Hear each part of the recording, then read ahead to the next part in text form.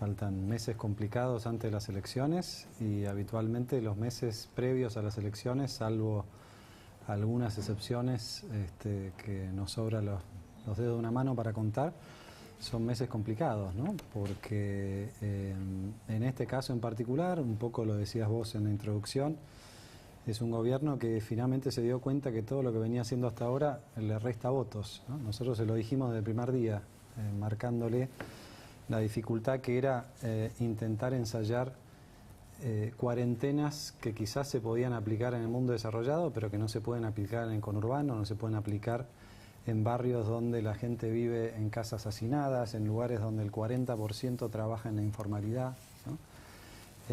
Y bueno, se dieron cuenta quizás tarde de que esto es un problema, ¿no? El problema está concentrado no solamente en el conurbano, que es casi lo único que les interesa a ellos, sino a lo largo de todo el país. Y no solamente en el empleo informal, sino en la pequeña y mediana empresa, ¿no?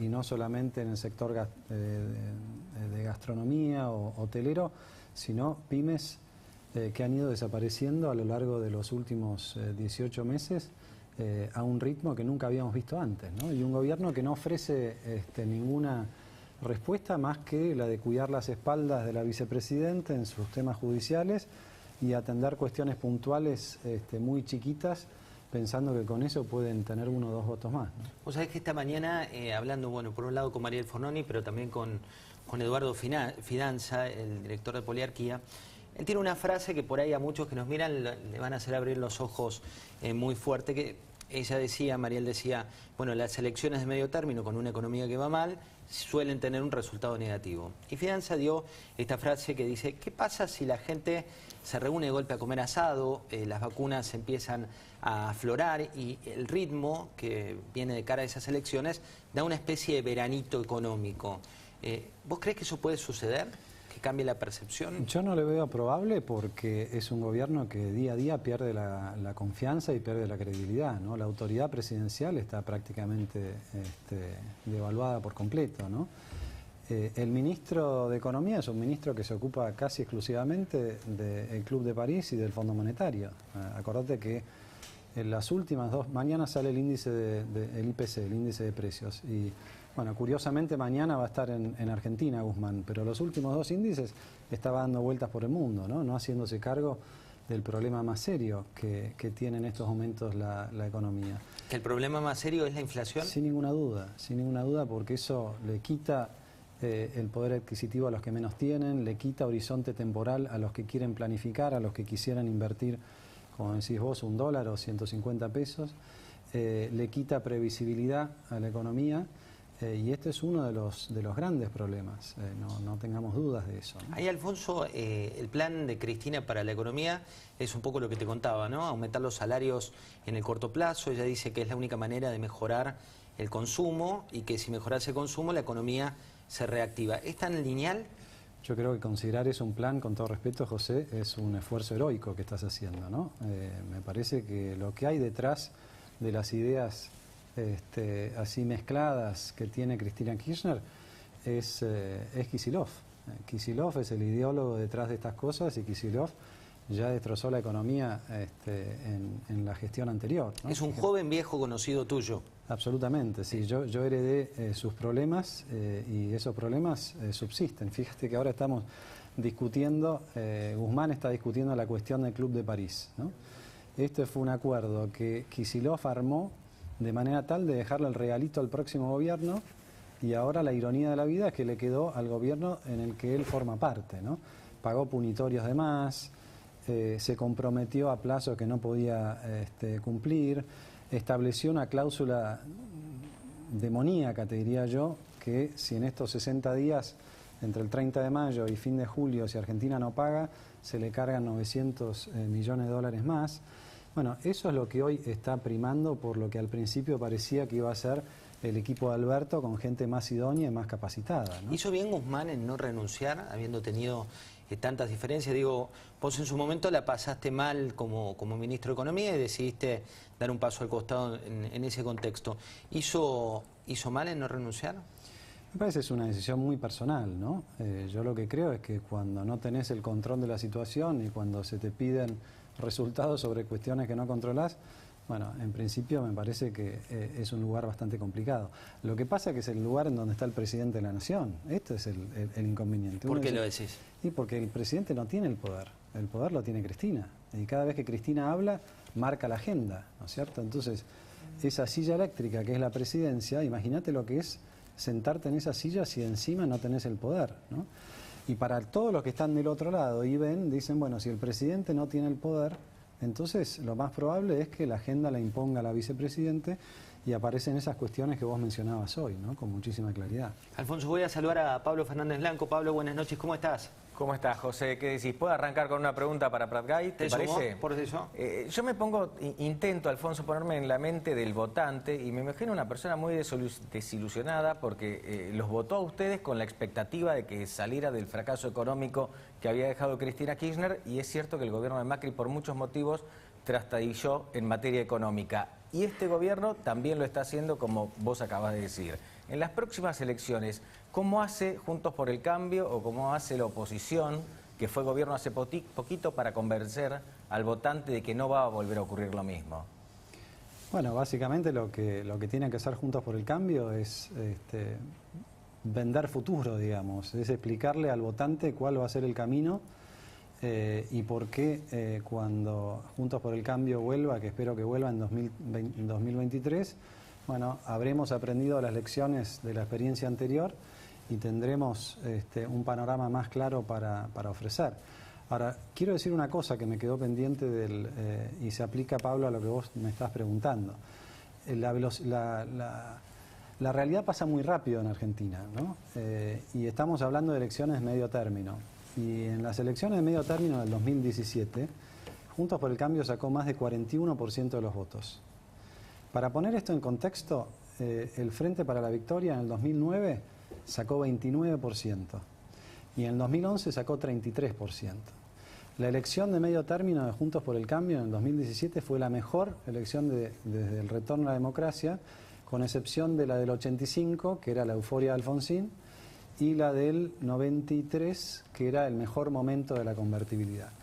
¿Qué quiero decir con esto? Que así como los oficialismos pueden perder rápidamente, así también las oposiciones se pueden reposicionar rápidamente. Y más allá de lo que fueron los últimos 2 años de gestión después de esa muy buena elección de medio término y cómo se perdió la elección del 2019 de Cambiemos, Cambiemos obtuvo el 41% de los votos. Entonces hay una franja todavía muy grande de la sociedad que aún en esa situación de recesión, de inflación, decidió ponerle su voto y ponerle su esperanza a algo diferente de lo que está gobernando ahora. Y lo que está gobernando ahora, desde que asumió, ha tenido muy malos resultados. Entonces, yo creo que la oportunidad está para la oposición, pero me parece también que hay que poner más énfasis en lo que la oposición quiere hacer que las candidaturas en las que vamos a ir peleándonos todo el tiempo, ¿no? Me parece que no es un momento para hablar de candidaturas, sino para hablar de futuro. Alfonso, hay mucha gente preocupada también por la economía, ¿no? Si tenés una empresa pequeña, la pasó muy mal, una empresa grande, de acuerdo al rubro en el cual compita, también, digo. ¿Cuán preocupante es la realidad macro, la realidad que no vemos todos los argentinos y que por ahí vos la tenés más en tu matriz? Bueno, no la vemos, pero la leemos en diario, la vivimos. Hoy cuando venía para acá, Twitter, que te ofrece tantas cosas, me ofrecía una foto de Mafalda, creo que era del 66, donde Mafalda le pregunta a su padre, le dice, ¿por qué todos los que terminan de estudiar se quieren ir afuera, ¿no? Y eso fue hace 50 y pico de años, ¿no? Estamos siempre en el mismo lugar. Esto es lo desesperante de Argentina, ¿no? Como hay alguien que dice por ahí, te vas de Argentina y volvés a los 20 días, cambió todo, te vas y volvés a los 20 años y sigue todo igual, ¿no?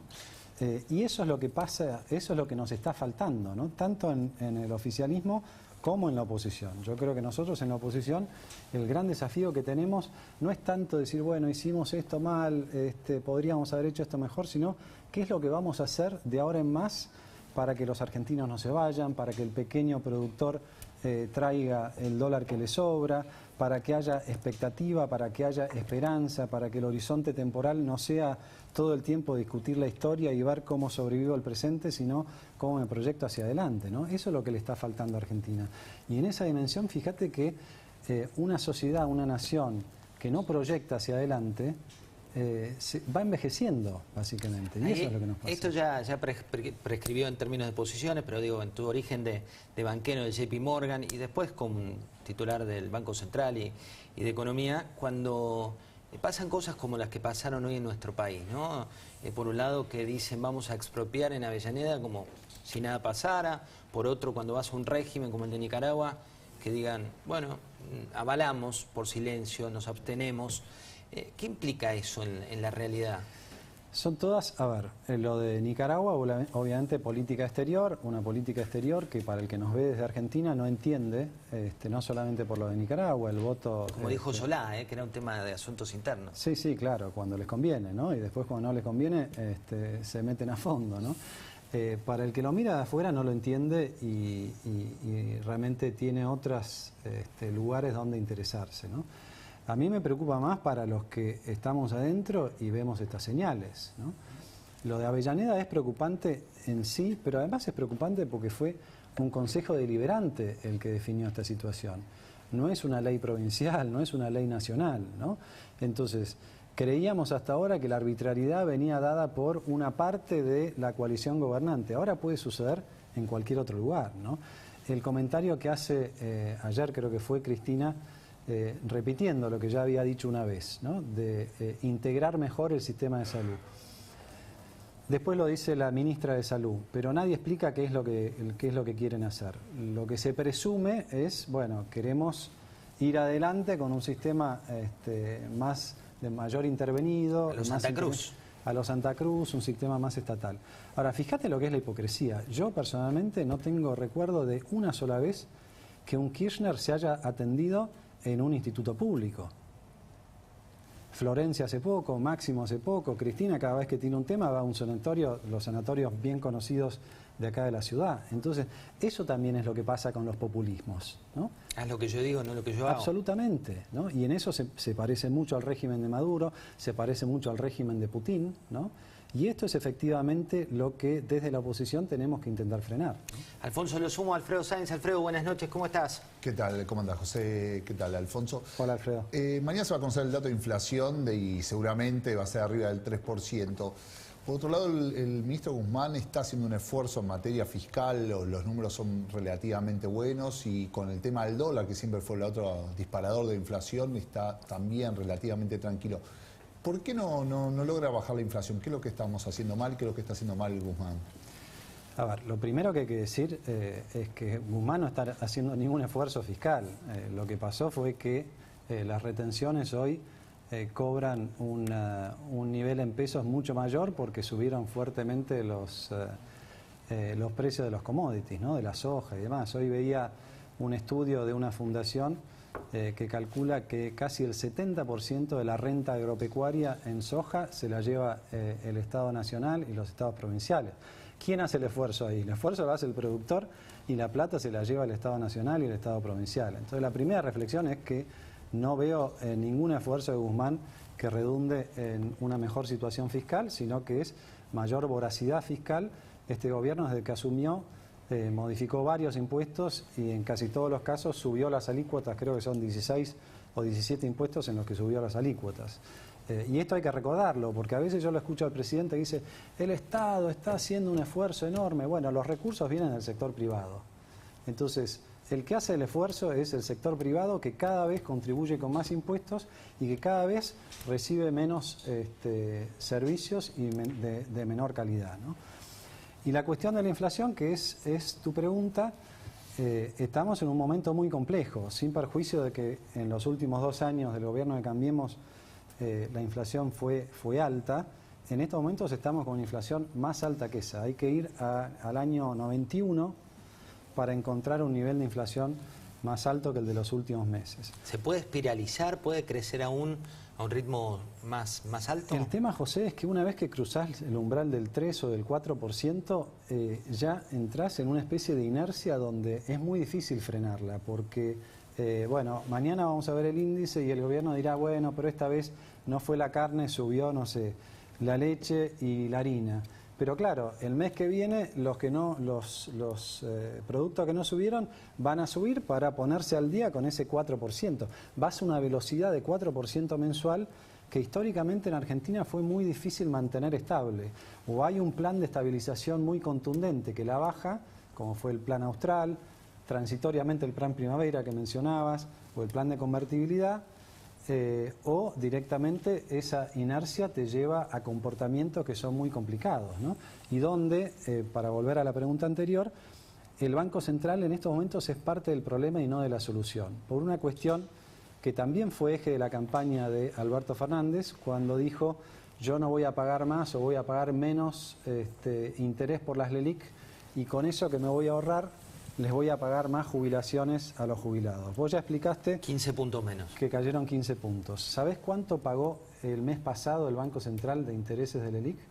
100.000 millones de pesos. Lo que pasa es que esas cuestiones, viste que hay una particularidad con las finanzas, que como son tan lejanas para la gente, cuando uno hace el paralelo entre el ELIC y jubilaciones, pero es así, es un cruce directo. Es un cruce directo, no quiero hacer ese paralelismo porque sé que la gente puede no entenderlo, lo que quiero sí es agarrarme de esta magnitud y explicar que sin hacer nada, todos los meses el Banco Central, simplemente para renovar la deuda que tiene que emitir 100.000 millones de pesos. Y ahí está. 100.000 millones de pesos es aproximadamente el 4% de la cantidad de pesos que hay en circulación.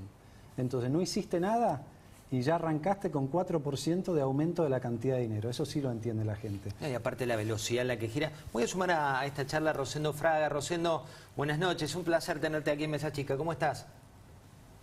Muy bien, José. Gracias por invitarme.